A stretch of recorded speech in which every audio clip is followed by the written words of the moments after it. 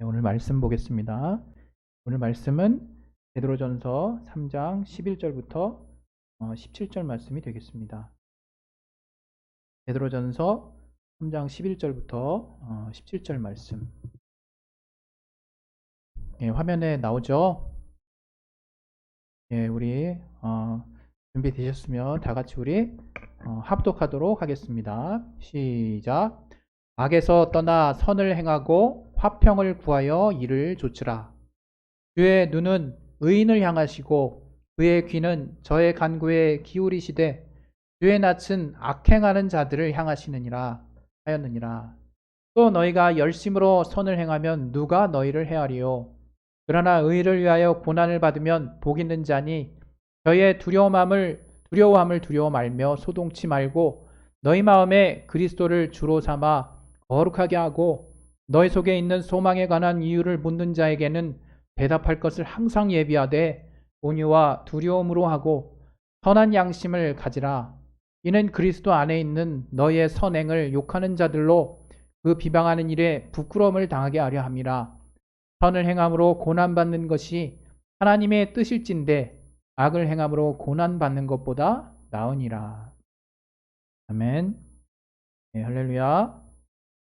네, 오늘 이 말씀을 놓고 또 하나님께서 우리에게 깨닫게 해달라고, 이 말씀을 통해서 우리가 은혜를 받게 해달라고 우리 시간에 예수여 한번 하시고 기도하도록 하겠습니다. 예수여, 하나님 아버지 성령 충만하게 해주시고 아버지 도와주시고 하나님이 함께 하시는 귀한 은혜를 따라서 우리가 주님 앞에 또 아버지 성령 충만하게 해주시고 거의 도와주시고 인도해 주시옵소서. 하나님이 함께 하시는 귀한 은혜를 따라서 우리가 주님 앞에 나올 수 있기 원하오니 아버지 도와주시고 역사하여 주시옵소서. 정말 도와주시고 인도해 주시옵소서. 예수 이름으로 기도했습니다. 하나님이 우리에게 주신 것이 너무나 많습니다. 중에서 오늘 여러분에게 드리고 싶은 말씀은, 하나님은 우리에게 먼저 또 선한 마음을 주셨어요. 다시 말하면 선한 양심을 주셨습니다. 그래서 우리가 하나님의 본성을 따라서 우리가 선한 일을 도모할 수 있도록 하나님 그렇게 우리를 지으셨습니다. 우리는 인간이라고 하는 것은 다양하게 정의될 수 있고 세상에 나온 많은 철학적인 정의도 있고 뭐 생물학적인 여러 가지 또 과학적인 정의들도 있지만, 오늘 또 성경과 관련해서 여러분들과 드리고 싶은, 인간이라고 하는 것은 바로 선한 양심을 가진 자를 말하는 거예요. 그래서 이런 짐승 같으니라고 이런 말들을 가끔 하잖아요. 그럴 때 보면 어떨 때 주로 그런 말을 씁니까? 인간답지 못할 때죠. 그렇다면 인간답다는 게 무엇인가? 바로 선한 양심을 쫓아 사는 그런 어떤 문제. 그래서 우리가 짐승과 구별되는 명확한 특징 중에 하나가 도덕과 윤리를 가지고 있다는 거예요. 우리 말씀에도 이런 말씀이 있죠. 우리 로마서에도 본래 그 율법이 없는 그 이방인이 자기의 그 본성을 따라서 자기 안에 있는 그 양심, 선한 양심을 따라 그 율법의 행위를 나타낸다는 말씀이 있어요. 2장 14절 15절 말씀인데, 그것처럼 이방인들, 그 당시 이방인이라고 하는 바로 우리 같은 사람들을 말하는 거죠. 이스라엘을 제외한, 유대인들을 제외한 우리 같은 사람들도, 우리가 하나님의 율법이 없이도 우리 마음속에 하나님이 기본적으로 본성 가운데 심어주신 그 양심이라고 하는 것이, 그 선한 양심이라고 하는 것이 바로 하나님의 율법의 행위를 증거한다 이거예요. 그 양심을 통해서 증거한다 이거예요.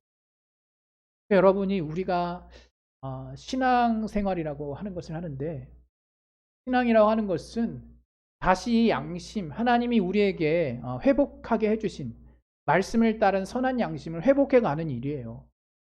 우리가 첫사람 아담의 범죄로 인해서, 아담과 하와의 그 범죄로 인해서 마귀의 생각과 마귀의 말을 따라서 자기의 본성 안에서 말하고 있는 선한 양심을 저버리고 그 마귀의 말을 따라서 거짓된 그 증거들을 붙잡아서 우리가 죄를 짓게 됐는데, 이제 예수 그리스도로 말미암아 우리에게 회복된 것이라고 하면 무엇이냐? 이제 우리 안에 우리 심령이, 우리의 영혼이 거룩한 성소가 돼서 하나님의 성령을 모실 수 있게 되고, 그 성령께서 우리 안에 아버지 하나님의 말씀을 생각나게 해주시는, 예수께서도 순종하셨던 그 말씀을 생각나게 해주시는데, 그 말씀을 따라 우리에게 주시는 그 삶의 방향들이 바로 선한 양심과 합한 행위들이라 이거예요.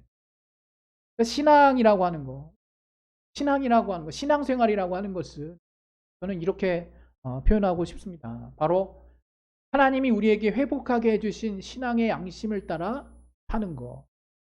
그런데 우리가 그렇습니다. 오늘도 이야기할 것이, 우리가 이제 신앙 양심 하는 것과 또 일반 양심 하는 거, 그리고 또 신앙 하는 것들을 과거에 우리가 아주 공식을 외우듯이 좀 명쾌하게 분리해서 배워 버릇을 했었어요. 그러다 보니까 이게 마치 어떤 양심보다 일반 양심보다 위에 있는 게 신앙 양심이고, 신앙 양심을 이제 뛰어넘는 것이 이제 신앙인 것으로 우리가 이제 그렇게 정리를 하고 있는 분들도 있을 줄로 압니다. 그러나 제가 오늘 여러분들에게 말씀드리는데 그것은 좀 어이없는 개념인 거예요. 어떻게 우리가 그걸 받아들이냐에 따라서 맞는 개념일 수도 있지만, 보편적으로 우리가 그것을 더 많은 의미가 함유되어 있는 그 양심이라는 개념을 그렇게 공식으로 우리가 나열해서 설명할 수 없습니다. 다시 말하면 양심 없는 신앙 양심은 없는 거예요.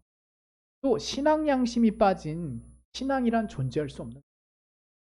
그리고 양심보다 위에 있는 것이 신앙이다 라고 우리가 말을 하곤 하는데, 그것은 아마도 그 양심으로 도저히 극복될 수 없는 우리의 어떤 운명, 우리의 죽을 수밖에 없는 운명을 예수께서 그 복음이라고 하는 주님이 우리의 그 양심으로 말미암아 우리의 죄를 자각하고 그 죄의식을 느끼게 되고, 그 죄인임을 우리가 선언받게 되고, 우리가 그 참소를 당한 이후에 정죄를 받게 되고 심판을 받을 수밖에 없는 그 운명에서 예수께서 완전하게 그 운명을 완전하게 뒤바꿔 놓으신 엄청난 보혈의 사건을 저가 우리 인류를 대신해서 정말 십자가의 보혈을 저가 흘리셨고, 그 예수 보혈의 사건을 정말 일컫는 그 복음, 복된 소식, 그것으로 말미암아 바로 그 예수께서 대신 짊어지신 그 보혈의 사건, 그 죄의 값을 대신 짊어지신 그 주님의 공로를 우리가 힘입을 때에는 우리가 우리의 신앙 양심으로 도저히 극복될 수 없는 죄의 문제가 극복이 되는 것이다. 이런 차원에서 신앙 양심 위에 있다라고 우리가 보았던 것 같아요. 그러나 여러분, 이제 우리가 이제 다시금 마음을 되붙잡아야 되는 것이 무엇이냐? 절대로 우리가 신앙이라는 이름을 함을 통해서 신앙 양심이나 또 일반 양심을 포괄하는 일이 있어서는 안 될 것이라고 생각합니다. 물론 우리가 아는 소소한 여러 가지 갈등들이 있어요. 예를 들면 부모를 공경하려고 하는 것과 주님을 섬기는 것과 하는 것이 마치 서로 간에 대단한 충돌을 일으키는 그런 상황들이 우리가 삶을 살다 보면 일어나죠. 특히 예수를 영접하지 않으신 부모님들을 또 모시고 있는 그 자녀들은 주일 성수를 하려고 할 때, 또 주일 또 믿음을 가지려고 할 때 적지 않은 핍박과 또 그 부모님의 정말 말씀을 어디까지 순종해야 되는가 하는 갈등을 많이 가지죠. 그러나 감사한 것은 무엇인가 하면, 그렇게 자식을 반대하는 부모라 할지라도, 그래서 그 당시에 정말 예수를 못 믿게 하고 저들이 뭔가 잘못된 것들을 신앙생활을 하면서 못마땅한 것들을 막 지적하신 부모님들도 그 자녀가 꾸준히 그 부모를 향한 뭐라 그럴까요? 그 기본 효라 그럴까요? 그 개념을 내려놓지 않는 가운데 제가 묵묵히 끝까지 부모님을 섬기려고 하는 마음을 가지고, 또 부모님이 또 잘 몰라서 그 예수를 핍박하는 그런 부분들을 묵묵히 짊어지고자 할 때는 신기하게 때가 됐을 때 부모님의 마음이 돌아서는 경우들이 많이 있습니다. 이것은 무엇이 가진 능력일까? 우리의 믿음이 가진 능력일까? 예. 끝까지 인내하고 참은 그 대단한 그 믿음의 결실이죠. 그러나 그 본질에는 정말 절대로 포기하지 아니하고 하나님의 말씀이 선하다고 하는 거, 또 하나님의 그 선한 뜻을 내가 절대로 어떤 경우라도 믿음이라는 이유로 내가 초월하지 않겠다고 하는 분명한 결단과 그로 말미암은 실천적인 행동이 아마도 부모님의 마음을 바꿔 놓았을 것이라고. 우리가 성경에 이런 말씀이 있어요. 우리 한번 찾아볼까요? 이건 잘 아는 말씀이긴 하지만 디모데전서 우리 5장 8절 한번 보겠습니다. 디모데전서 5장 8절 말씀을, 디모데전서 5장 8절.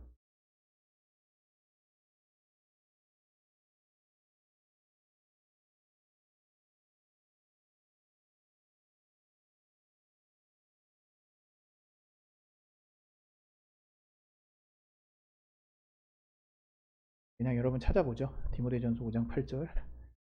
로그인 된 게 이게 해제돼 가지고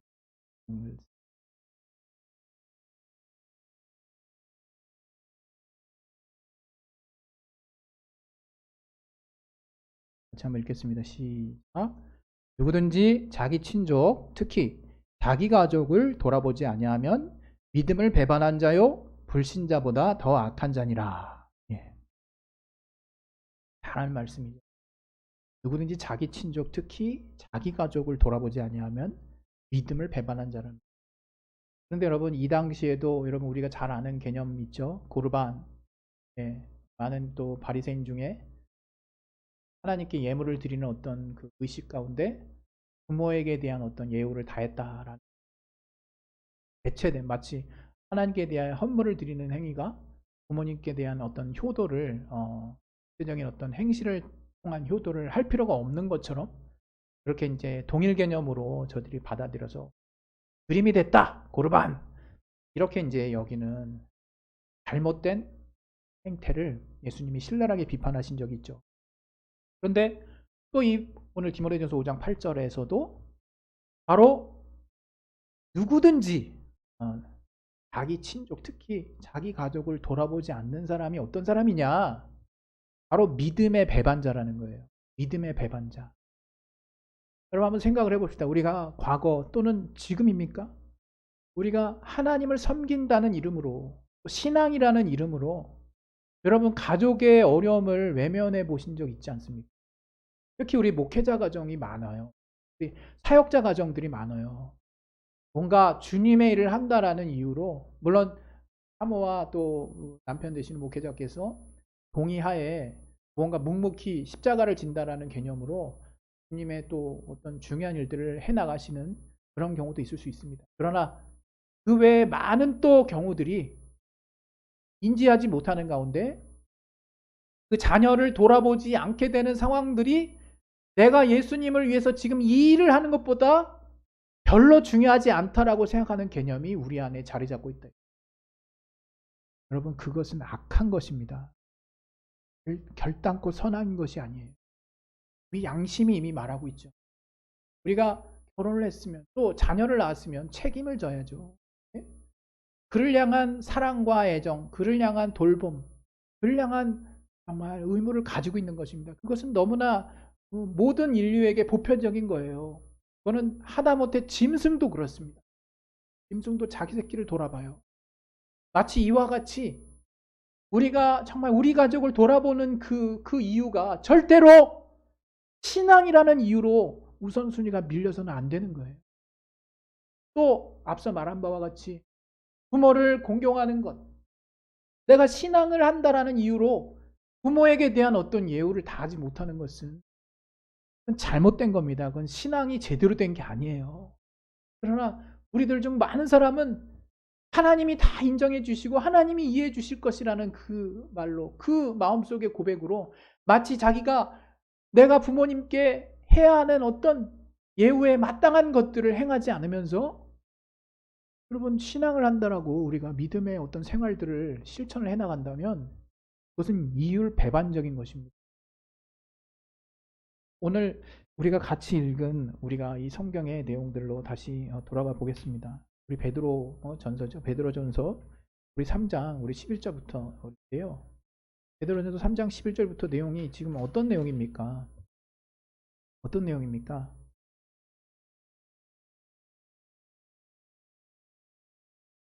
선을 행하고 화평을 구하고 또 열심으로 선을 행하라는 거예요. 열심으로 선을 행하라는 거죠. 그리고 16절에는 선한 양심을 가지라는 거예요. 그리고 이러한 선한 일, 바로 의로운 일이죠.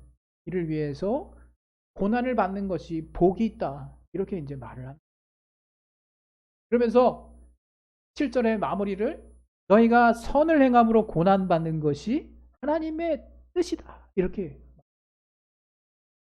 우리가 많은 교회들이 자신들만의 성경에서 나온 교리를 주장하고 있습니다. 뭔가 성경을 좀 더 선명하게 보게 하기 위한 교리는 그게 꼭 그렇게 나쁘다고 보지는 않습니다.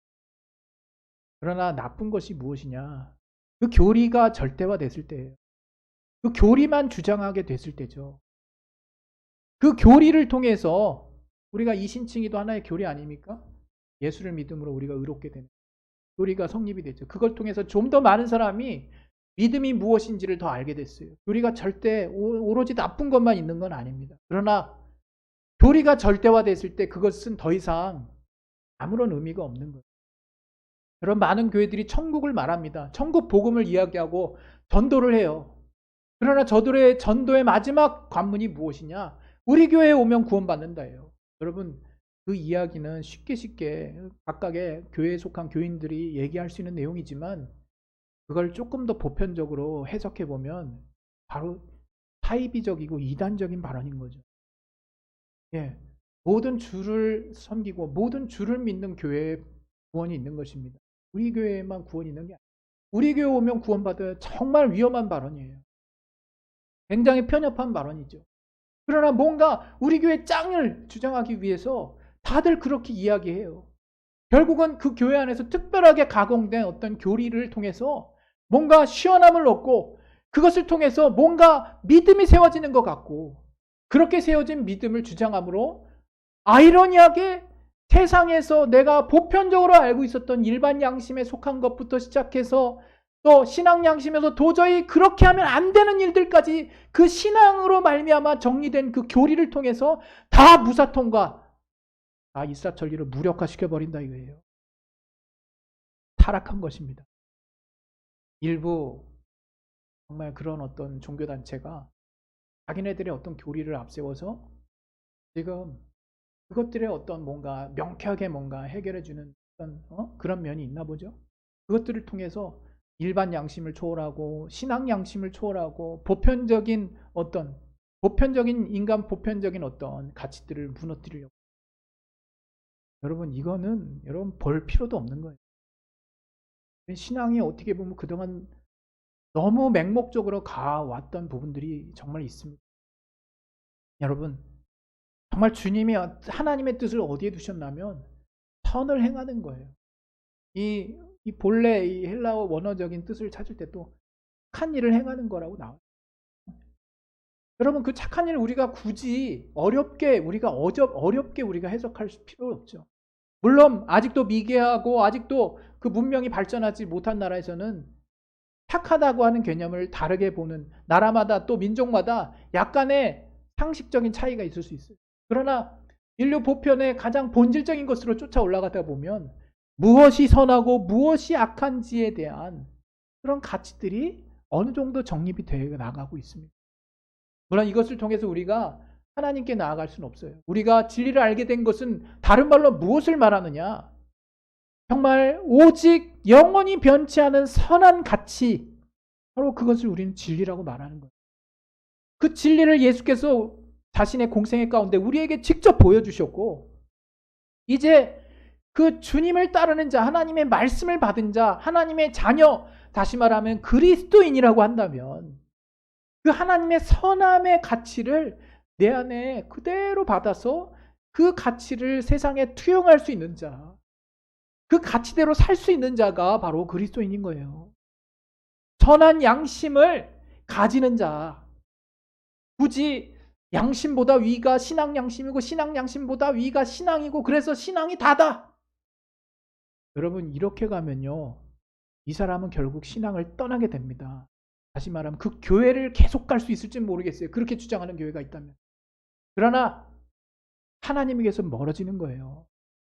여러분 절대로 이제 우리가 우리의 신앙에서 선한 양심을 저버리지 마시고 우리의 신앙에서 일반 양심을 저버리지 마시고 우리의 신앙에서 하나님이 선하다고 말씀하시고 또 우리가 인류 보편 가치 안에서 선하다라고 여겨지는 것들을 신앙도 아니고 아무것도 아닌 것처럼 마음대로 다루는 그런 무식한 행동 하지 말았으면 좋겠습니다. 여러분 정말 우리의 신앙은 올바른 방향을 향해 나아가야 돼요. 여러분 신앙이 삶과 아무런 상관이 없다면 여러분 그 신앙 하지 마십시오. 여러분 우리의 삶에 우리의 생명에 우리의 목숨에 우리 목숨을 더 지나서 이제 우리의 영혼한 삶에 확실한 정말 힘을 줄 수 있는 말씀 그 진리 되시는 말씀은 그 선한 양심을 기반으로 우리에게 작동되게 만드셨어요. 그 양심을 우리가 절대로 내려놔서는 안 되는 겁니다. 여러분 저와 여러분이 정말 이러한 양심 안에서 정말 하나님이 기뻐하시는 일들을 수행함으로 고난받는 것을 기뻐하셨으면 좋겠어요. 여러분 하나님의 선한 일을 우리가 하게 되면 여러분 우리가 신앙생활할 때 예수 믿는데 핍박받는다는 걸 정말 너무나 우리가 정말 엉뚱하게 확장을 해놨어요. 예수 믿는데 욕먹을 만한 짓을 하는 예수 믿는 그 행위를 우리가 같은 그리스도인이지만 부끄러워해야 되는 거예요. 예수를 믿는다는 것 그 하나만으로 핍박을 받는 것 그것은 우리가 정말 감사함으로 여겨야 되죠. 또 예수를 믿기 때문에 올바른 가치에 대해서 정말 우리가 정말 잠잠하지 못하고 있는 것들 때문에 우리가 욕먹고 있다면 그것도 우리가 칭찬받아 마땅할 일입니다. 물론 그 올바른 가치가 무엇인지 우리는 성경을 통해서 좀 더 진지하고 깊게 고민해 봐야 하는 부분이 있어요. 예를 들면 율법을 범하고 있는 제자들이 정말 그 밭에 가서 정말 그 밀을 까먹고 있을 때, 또 가늠한 여인이 그 예수님 앞에 나왔을 때, 예수님이 본래 그 법을 어떻게 우리 인류에게 행사하고 계신지, 그 율법이 향하고 있는 근본이 무엇인지를 우리가 조목조목 사건 우리의 상황마다 좀 더 성령의 정말 섬세한 인도를 통해서 정확하게 분별할 필요가 있지만 우리가 일단 그렇게 해서 선하게 판별이 된 우리의 양심에 거리낌이 없는 하나님의 말씀을 실천하는 데 있어서는 정말 거침없어야 하고 그것 때문에 받는 그 고난은 여러분 기뻐하셔야 합니다. 할렐루야. 우리 시간 이제 기도하겠습니다. 기도하실 때 정말 우리가 의를 정말 행해서 하나님의 선한 일을 우리의 선한 양심을 따라 하나님의 일을 행함으로 또 우리의 선한 양심을 따라 어떤 선한 일들을 도모할 때 우리가 애매히 고난받는 일이 있을 때 그때 감사하십시오. 하나님이 여러분을 정말 기억하실 것입니다. 또 여러분을 위경에서 구해 주실 거예요. 또 우리가 하나님의 선한 양심, 하나님이 우리에게 주신 선한 마음들이 결코 신앙 위에, 신앙보다 밑에 있는 것이 아니라 정말 신앙과 함께 움직이고 있다는 것을 여러분 결코 잊지 마셔서 여러분 신앙의 양심과 선한 어떤 가치들이 쏙 빠지고 뭔가 교회에서 주장하는 교리가 그 무엇보다 항상 우선인 말도 안 되는 그런 정말 엉뚱한 신앙 가지지 않기를 예수 이름으로 축원드립니다. 우리 시간 기도하겠습니다. 기도하실 때 정말 하나님의 선한 양심을 따라 주님이 기뻐 여기신 하나님의 뜻을 순종하는 자 될 수 있도록 도와주시옵소서. 우리 시간에 예수의 한마로 기도하겠습니다. 예수여!